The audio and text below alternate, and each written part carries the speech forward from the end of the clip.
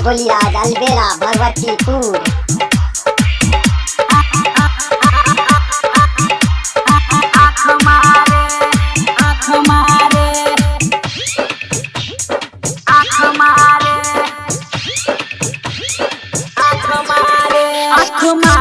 होली में छौरी आँख मारे होली में छौरी आँख मारे रंग वाले आवे डीजे चंद्रपुली राज अलबेला भगवतीपुर।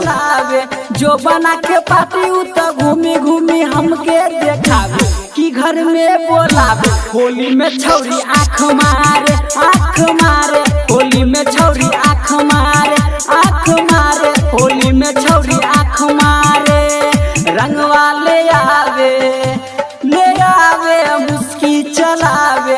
जो बना के पाती उ तो घूमी घूमी हमके देखावे कि घर में बोलावे। होली में छौरी आँख मारे होली में छौरी आँख मारे होली में छौरी आँख मारे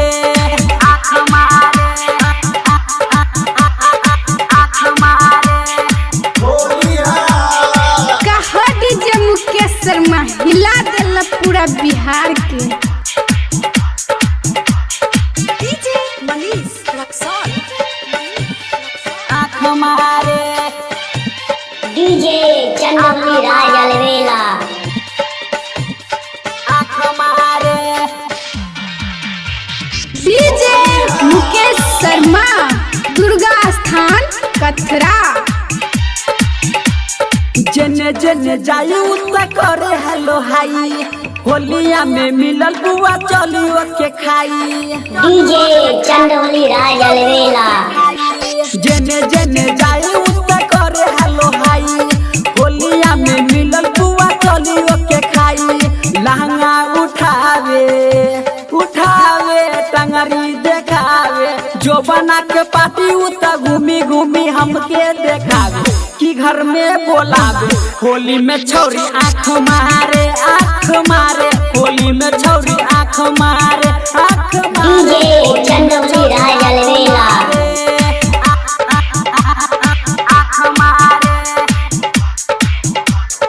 आँख मारे डीजे मनीष रक्सौल डीजे मुकेश शर्मा दुर्गा स्थान कथरा।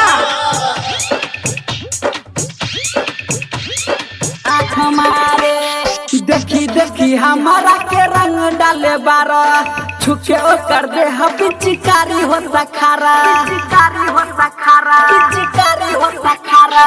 देखी हमारा के रंग डाले बारा छुके ओकर दे पिचकारी हो सखारा। गमछा बिछावे ओढ़नी हटावे। जो बना के पाती उ तो घूमी घूमी हमके देखावे कि घर में बोलावे। होली में छौरी आँख मारे होली में छौरी आँख मारे होली में छौरी आँख मारे डीजे चंद्रपुली राज अलबेला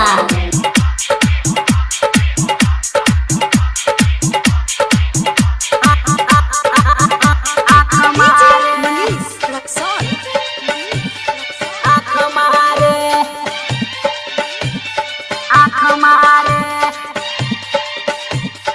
आँख मारे डीजे मुकेश शर्मा दुर्गा स्थान कथरा। संगीत कमलेश आइल बटल के पिचकारी राकेश रसीला रंग डाली पारा पारी डीजे चंद्रपुली राज अलबेला के पिचकारी राकेश रसीला रंग डाली पारा पारी। डीके सतावे संजय मनावे। जो बना के पाती उ तो घूमी घूमी हमके देखावे कि घर में बोलावे। होली में छौरी आँख मारे होली में छौरी आँख मारे होली में छौरी डीजे चंद्रपुली राज अलबेला स्टूडियो दरभंगा।